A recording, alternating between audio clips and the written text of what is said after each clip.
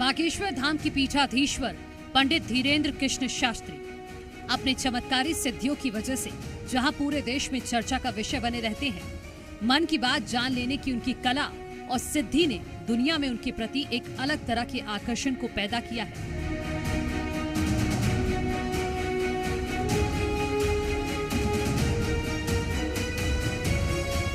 बाबा बागेश्वर की सिद्धि के चलते एक बड़ा जन समुदाय उनसे जुड़ा हुआ है।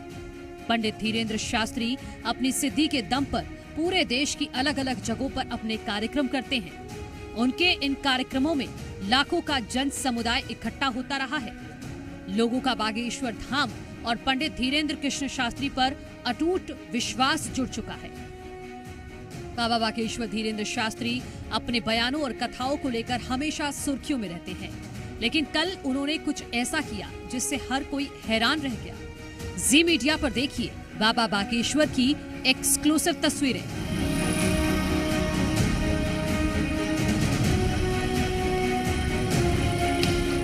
पंडित धीरेन्द्र शास्त्री सिर्फ लग्जरी गाड़ियों में नहीं घूमते, मोटरसाइकिल पर भी बैठते हैं और मोटरसाइकिल भी चलाते हैं। पंडित धीरेन्द्र शास्त्री खुद बाइक चला रहे हैं और कन्या विवाह सम्मेलन की तैयारियों का जायजा ले रहे हैं। महाराज जी, अब तक आपको हम लग्जरी गाड़ियों में देखते थे, आप तो बाइक भी चलाते हैं। चलाने में क्या दिक्कत है जी? हमारी शुरुआत भी बाइक से ही हुई है और ज़िंदगी भी ऐसे ही चलती रहे। और बड़े काम करने के लिए कुछ भी करना पड़े, किसी भी हद तक जाना पड़े तो जाना चाहिए, बस नीचता की हद पे नहीं जाना चाहिए। सेवा करना सबसे कठिन है। जो भी जिंदगी में सेवा करेगा और बहुत बारीकी से करेगा, भगवान उसको कभी असफल नहीं होने देता है, परमात्मा उसके साथ रहता है। इस जिंदगी का सिद्धांत। महाराज जी, देखते हैं अक्सर कई लोग एक बड़े ओहदे पर पहुंच जाते हैं, वो इतनी छोटी बाइकों पर बैठना बंद कर देते हैं। देख रहे हैं आप ऐसे कच्चे रास्तों में खुद बाइक चला रहे हैं।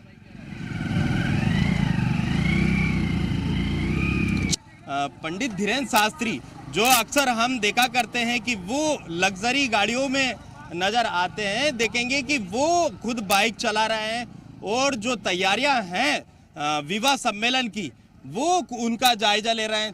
तो ये एक खास बात पंडित धीरेन्द्र शास्त्री की आज देखने को मिली है कि वो मोटरसाइकिल के शौकीन भी है, खुद चलाते हैं, जहां जैसी जरूरत पड़ती है वैसे कार्य वो करने लगते हैं। बाबा बागेश्वर आधी रात को अचानक बाइक से आयोजन की व्यवस्थाओं का जायजा लेने निकल पड़े। इस दौरान बाबा ने सामूहिक कन्या विवाह की तैयारियों का निरीक्षण किया और जरूरी दिशा निर्देश भी दिए। एक पिता अपनी बेटी के विवाह के लिए जो है तमाम चिंताएं करता है और देर रात तक एक पिता को अपनी बेटी की शादी की जो है चिंताएं सताती रहती है, क्या तैयारियां चल रही है। ठीक उसी प्रकार इस वक्त आप देखेंगे पंडित धीरेन्द्र शास्त्री और तैयारियों का जायजा लेने पहुंचे हैं। महाराज जी, देख रहे हैं 3:30 बजे हैं, सोए नहीं, आप तैयारियों का जायजा लेने पहुंचे। कार्य बड़ा है, संकल्प बड़ा है, सब पहुंचेंगे, लाखों लोग पहुंचेंगे, तो उनको कोई अव्यवस्था ना हो। बेटियों का विवाह है, उनको ये ना लगे कि उनके विवाह को ऐसे ही टाल मसोल कर दिया है। तो 251 वो बेटियां हैं जो निराश्रित हैं, उनकी में भव्यता में कोई कमी ना रहे। जिम्मेवारी जितनी बड़ी होती है, पुरुषार्थ भी उतना ज़्यादा करना पड़ता है।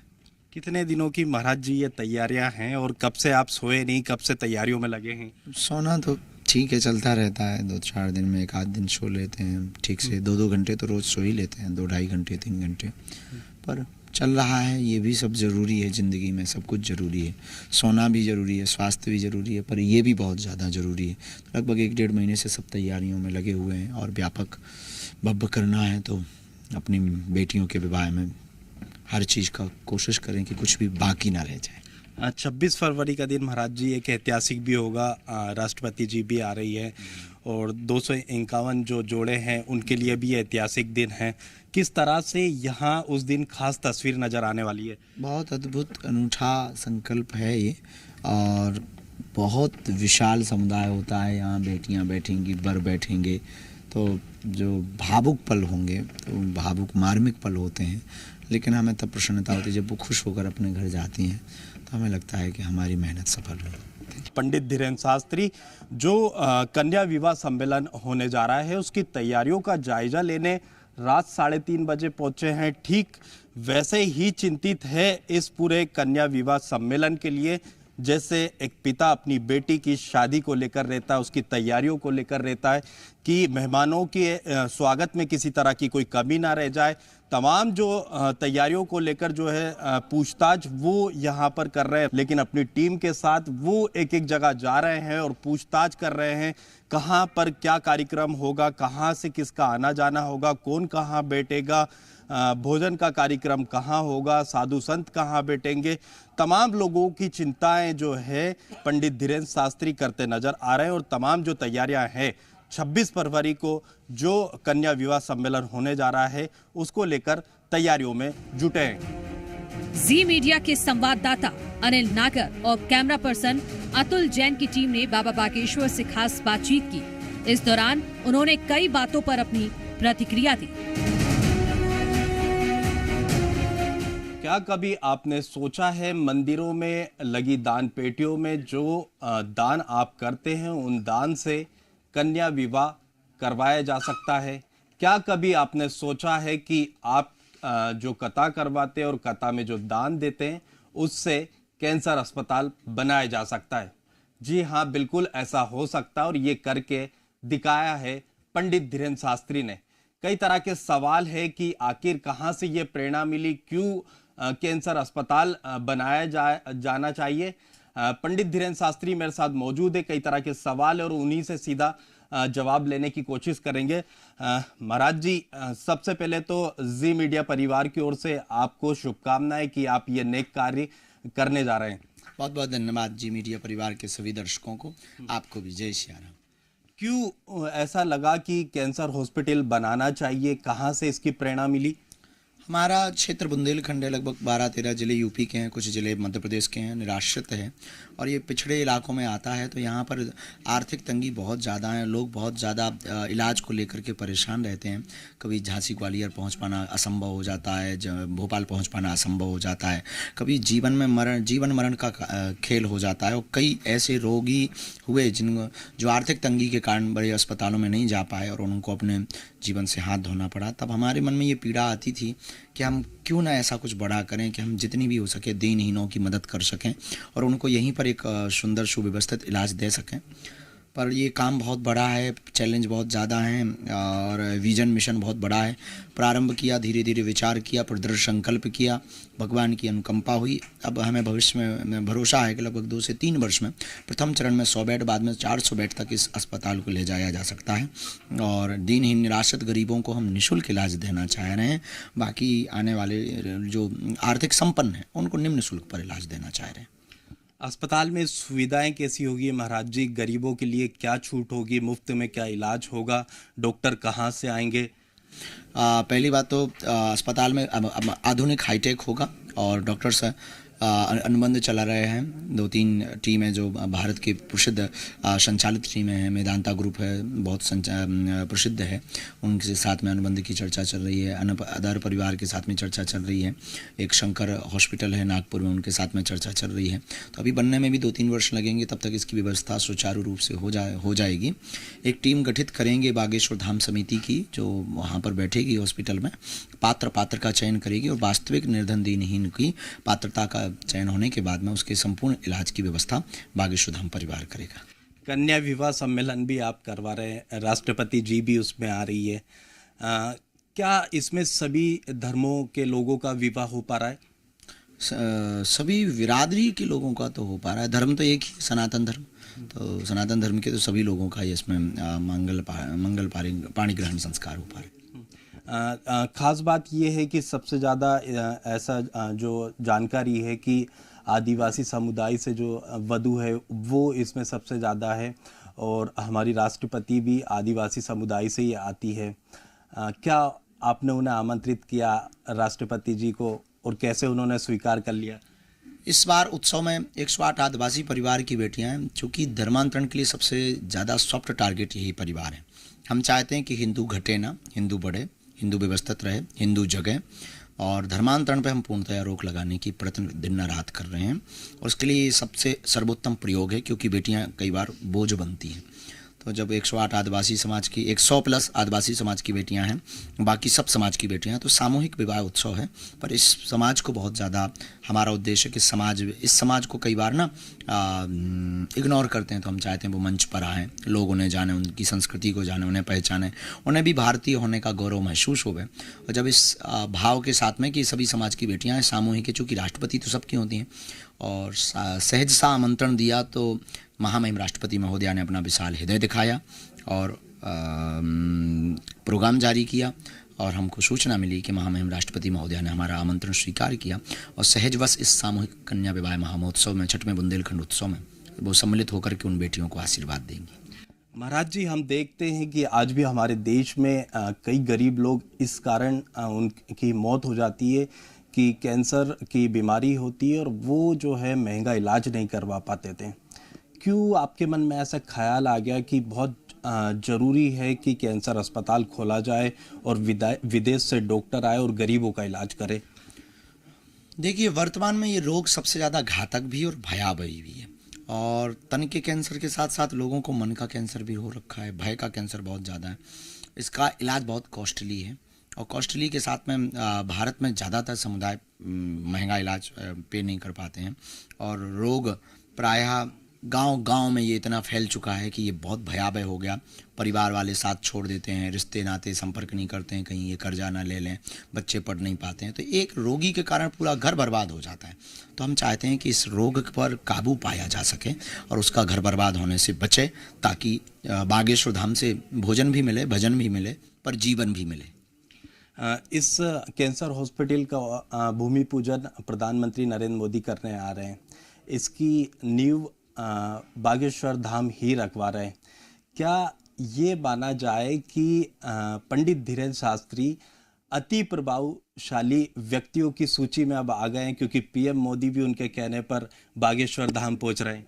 नहीं, माननीय यशस्वी माननीय प्रधानमंत्री जी की विशाल हृदय का, भाव का और बुंदेलखंड के प्रति उनके उद्गार का ये प्रभाव है कि वो आ रहे हैं। बालाजी की कृपा है और 60 दिनों में दूसरी बार बुंदेलखंड आ रहे हैं। ये उनका प्रेम है राष्ट्र के प्रति, स्वास्थ्य के प्रति, शिक्षा के प्रति, सनातन के प्रति, राष्ट्र के प्रति जो उनका ये समर्पण है, इससे दिखाता है कि हमारे छोटे से गाँव में उनका आना हो रहा निश्चित रूप से हम संपूर्ण बुंदेलखंड वासियों का सौभाग्य है।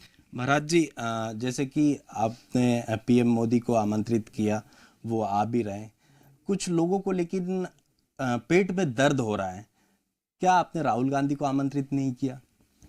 हम ऐसा तो अभी नहीं कर पाए, पर उनके बाकी अन्य नेताओं को उन्होंने किया है। अगर आप पहुंचा सको तो हम आपको दे देंगे, हमारी ऐसी कोई पहुंच भी नहीं है। महाकुंभ का क्या अनुभव रहा महाराज जी, और कैसी व्यवस्थाएं रही योगी सरकार की?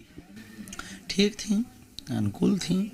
हम तो व्यवस्था को लेकर के नहीं, आस्था को लेकर गए थे, पर कुछ ना कुछ बीच में जो घटनाएं हुई हैं उसमें भूल तो हुई है। अब भूल किसकी हुई है ये निर्णय जांच गठित टीम करे, वहाँ के लोग करें, पर कुछ ना कुछ तो भूल हुई है जिससे ये कांड हुआ। जो हुआ वो हृदय विदारक हुआ, दुखद हुआ, असहनीय वेदना युक्त हुआ और कई लोगों ने अपने परिवार को खोया है। तो कुछ ना कुछ तो भूल हुई है, बाकी ठीक थी, सब अपनी जगह ठीक था। बहुत प्रसन्नता हुई कि पूरा राष्ट्र एक जगह पहुंचा। महाराज जी, एक बात और थी, एक सवाल और है। कांग्रेस कह रही है कि आज़ादी के बाद से ही स्वतः ही भारत जो है हिंदू राष्ट्र है। पंडित धीरेन्द्र शास्त्री कौन सा नया हिंदू राष्ट्र बनाना चाहते हैं? अगर ये आज़ादी के बाद हिंदू राष्ट्र है तो हिंदुओं को प्राथमिकता क्यों नहीं? रामचरितमानस क्यों जलाई जा रही? हिंदुओं के वेदों के ऊपर, रामायण के ऊपर टिप्पणियाँ क्यों की जा रही? महाकुंभ के ऊपर टिप्पणियाँ क्यों की जा रही? पालघर में संतों को क्यों मारा जा रहा? राम के होने का सबूत क्यों मांगा जा रहा?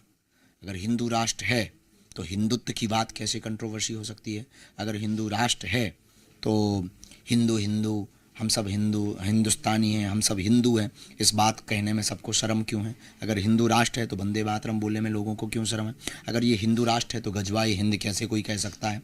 अगर ये हिंदू राष्ट्र है तो भारत तेरे टुकड़े होंगे, ये कैसे नारे लग सकते हैं? अगर हिंदू राष्ट्र है तो सरतन से जुदा कर देंगे, ये कैसे बातें फैल सकती हैं? तो हमें लगता है ये सब अब जिन्होंने भी कहा है उनका अपना निजी मत है। हिंदू राष्ट्र लेकिन बन के रहेगा, ये तय। कैसे महाराज जी, मतलब क्या परिभाषा होगी हिंदू राष्ट्र की? हिंदू राष्ट्र की परिभाषा यही होगी कि जो न्याय प्रणाली होगी वो धर्मज्ञ होगी, धर्म से संबंधित न्याय प्रणाली की व्यवस्था होगी। हिंदू राष्ट्र होगा तो वेदोक्त पद्धति का आचरण होगा। हिंदू राष्ट्र होगा तो शिक्षा गुरुकुलम पद्धति की होगी। अगर हिंदू राष्ट्र होगा तो राम के ऊपर कोई उंगली नहीं उठाएगा। अगर हिंदू राष्ट्र होगा तो गाय राष्ट्र माता होगी। अगर हिंदू राष्ट्र होगा तो हिंदुओं सबको रहने का अधिकार होगा, लेकिन कायदे में रहेंगे तो फायदे में रहेंगे। दिल्ली में सर महाराज जी नई सरकार बन गई है, रेखा गुप्ता वहाँ की मुख्यमंत्री होगी, क्या उम्मीद है, क्या काम दिल्ली में होना चाहिए? ये तो वहाँ की जनता बता सकती है, हम तो मध्य प्रदेश का बता सकते हैं। और यमुना जी साफ़ हो जाए, रिहायशी इलाकों का कचरा साफ़ हो जाए, और दिल्ली में जो कचरा दिल में और शहरों में वो साफ़ हो जाए। और फिर से दिल्ली में कई बार ना बाहर के लोगों से हम सुनते हैं कि बड़ी घटनाएं होती हैं, बहुत ज़्यादा क्राइम बढ़ रहा है, इस पर रोक लग जाए। हम यही सरकार से अपेक्षा चाहते हैं ताकि दिल्ली है दिल वालों की ये बात पूरी हो रहे। महाराज जी एक सवाल हो रहे, देख रहे हैं देश में धर्मांतरण रुकने का नाम नहीं ले रहा। कभी कभी मुझे भी व्यक्तिगत बहुत पीड़ा होती है, कई बार ऐसे केस में देखता हूँ, आए दिन मैं भी रिपोर्टिंग में देखता हूँ। कब धर्मांतरण पर ब्रेक लगेगा? सरकार को क्या सुझाव है आपके इसको लेकर? सरकारों के भरोसे अगर आप देश को चलावेंगे तो हमें नहीं लगता कि आप सरकार को ही भरोसे क्यों देश को चलाना चाहते हैं। आपको खुद को, प्रत्येक व्यक्ति को सजग, जागरूक और शिक्षित होना पड़ेगा। आपको खुद अपनी परंपराओं का पालन करना पड़ेगा। आपको खुद अपने आप की सरकार बनना पड़ेगा। सरकार एक व्यवस्था है, उस व्यवस्था को पालन करने वाले हम सब हैं। तो हमें लगता है कि धर्मांतरण सबसे बड़ा अगर मुद्दा है तो उसको रोकने के लिए सरकार से ज़्यादा, बहुत ज़्यादा जरूरी हिंदू हैं और हिंदू परिवार हैं, उनके लिए आवश्यकता है। जो कट्टरपंथी हैं, कट्टरपंथी विचारधारा के लोग हैं, जो चाहते हैं कि भारत में हिंदुओं की संख्या घटे, उस पर ब्रेक करें। और हम चाहते हैं हिंदू एकजुट होवे, सड़कों पर उतरे, भय त्यागे, कायरपन त्यागे, और वो सड़कों पर उतर कर अपनी आवाज़ को बुलंद करें। और जो जा रहे हैं उनको घर वापसी करवाए, चाहे वो साम दाम दंड भेद यथा नीति तथा प्रयोग किया जावे। हमें लगता है इसी प्रयोग से धर्मांतरण बच सकता है, किसी और के भरोसे धर्मांतरण नहीं बच सकता है। हिंदू हृदय सम्राट और हिंदू बब्बर शेरों के भरोसे भी हिंदू राष्ट्र नहीं बन सकता, ना हिंदू धर्मांतरण रुक सकता है। महाराज जी लाखों युवा आपको आदर्श मानते हैं और आपके बताए रास्ते पर भी चल रहे, हिंदू धर्म के रास्ते पर भी चल रहे, और कई जो ऐसे मार्ग है जो आपके बताए हुए लाखों युवा चल रहे। लेकिन भारत में आज भी कई ऐसे युवा हैं, रणवीर इलाहाबादिया जैसे, क्या कहेंगे? पुअरता का काम तो किया है और मूर्खता का काम तो किया है। यही कहेंगे कि कानून उन पर बड़ा अच्छा शिकंजा कसे, और लोगों से भी कहेंगे कि सावधानी रखें। ये हमारी सनातन संस्कृति और भारत के खिलाफ है। एक आखिरी सवाल, मध्य प्रदेश में एक ऐतिहासिक ग्लोबल इन्वेस्टर समिट होने जा रही है। मध्य प्रदेश की जनता ये मानकर चल रही है कि मध्य प्रदेश के आने वाले दिनों में इस ग्लोबल इन्वेस्टर समिट के बाद तस्वीर और तकदीर बदलने वाली है। आप क्या कहेंगे? अपेक्षा अगर ये है तो भगवान करे जल्दी पूरी हो। बदलनी ही चाहिए, दिशा और दशा मध्य प्रदेश की बदलनी ही चाहिए। दोनों ही बहुत आवश्यक है, तकदीर भी बदले, तस्वीर भी बदले। और अगर ग्लोबल समिट में ऐसा कुछ बड़ा होता है तो निश्चित रूप से यहाँ की युवाओं को रोजगार मिलेगा और पलायनवाद घटेगा। सबसे ज़्यादा बड़ी दिक्कत मध्य प्रदेश की है वो है पलायनवाद। पलायनवाद घटे, दूसरे शहरों में काम करने की बजाय मध्य प्रदेश के लोग अपने शहरों में काम करें, यही बालाजी से प्रार्थना है। धन्यवाद। बहुत बहुत धन्यवाद और बहुत शुभकामनाएं फिर से पंडित धीरेन्द्र शास्त्री जी। पंडित धीरेन्द्र शास्त्री जी मेरे साथ मौजूद थे और 23 फरवरी को प्रधानमंत्री नरेंद्र मोदी बागेश्वर धाम पहुंचेंगे और यहाँ पर जो है कैंसर हॉस्पिटल का भूमि पूजन जो है यहाँ पर करेंगे, और वहीं 26 फरवरी को राष्ट्रपति यहाँ पहुंचेंगी और कन्या विवाह सम्मेलन में शामिल होगी। कैमरामैन अतुल जैन के साथ अनिल नागर, जी मीडिया, छतरपुर।